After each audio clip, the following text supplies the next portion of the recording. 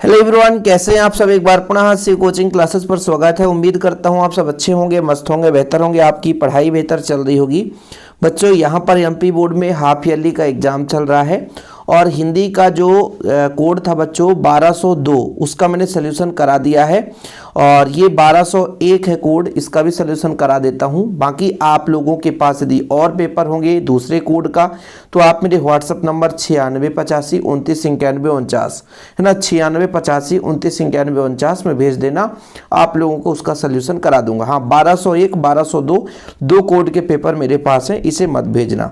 चलिए चलते हैं, सोल्यूशन करते हैं और अदर स्टेट के बच्चे भी इसे देख सकते हैं। साथ में जो प्राइवेट स्कूलों में पढ़ाई करते हैं क्वेश्चन जरूर देखना चाहिए।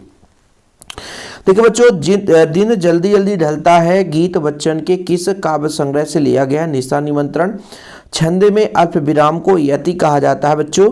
काले मेघा पानी दे एक संस्मरण है। रचना के आधार पर वाक्य तीन प्रकार के होते हैं बच्चों।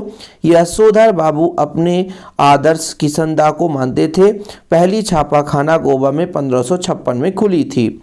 रीतिकाल में प्रमुख रूप से श्रृंगार रस होता है। कविता के पंख लगा उड़ने का माने चिड़िया क्या जाने। शेर के बच्चे का असली नाम क्या था बच्चों? शेर के बच्चे का असली नाम चांद सिंह था। वे शब्द जो एक विशिष्ट तकनीक के लिए प्रयोग किए जाते हैं तकनीक शब्द कहलाएंगे। आनंद के मराठी अध्यापक का नाम क्या था बच्चों? सौंदलगेकर था।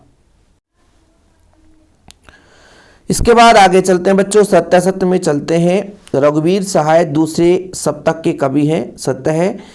यहाँ पे गणों की संख्या 8 होती है, ये आपका असत्य है। भक्तिन लोगों से अपना वास्तविक नाम छुपाती थी, बिल्कुल सत्य है।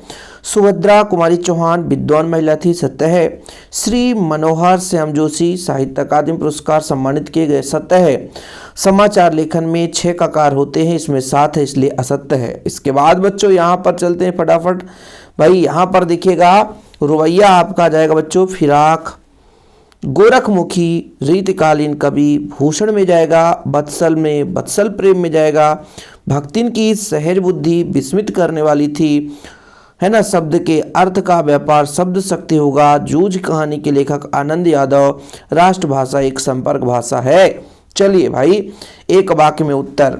बात बाहर निकलने के बजाय पेचीदा हो गई। पंडित राज जगन्नाथ के अनुसार ये काव्य की परिभाषा आपको बताना है बच्चों, ठीक है। इसका कोई भी बच्चा बता दे, इसकी परिभाषा आप लोगों के लिए होमवर्क है भाई। रस का मतलब वह है जो भाव को चेतना द्वारा बिना आवरण के तुरंत समझ लिया जाए, वो आपका रस है। किसके आधार पर? पंडित जगन्नाथ के आधार पर। बच्चों की टोली का नाम मेढक मंडली था। बाजार दर्शन के पथ के लेखक कौन है बच्चों? तो जैनेन्द्र कुमार हो जाएगा आपका। बाएं हाथ के धनुर्धर को सब्यसाची कहा जाता है। यूज उपन्यास के हिंदी अनुवादक केशव प्रथम वीर हैं। डेडलाइन क्या है बच्चों? किसी काम को पूरा करने का अंतिम समय। इन न्यूज़पेपर में जब न्यूज़ दिया जाता है, न्यूज एंकर के लिए अंतिम समय एक निश्चित समयावधि जिसमें खत्म करना, वो डेडलाइन कहलाता है। पेपर को टेलीग्राम में शेयर कर दिया गया है। शिव कोचिंग क्लासेस के नाम से टेलीग्राम है, बाकी देख सकते हो। प्रश्न बच्चों बहुत ही बढ़िया बढ़िया क्वेश्चन है।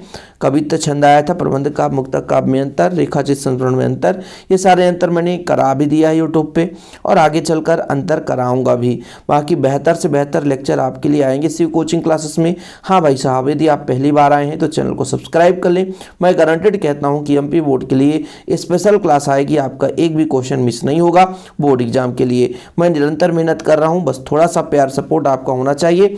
चैनल को सब्सक्राइब करके शेयर कर दें। बाकी फुल सोल्यूशन आपके इसके आगे चलकर मिलेंगे शिव कोचिंग क्लासेस में। जय हिंद, वंदे मातरम।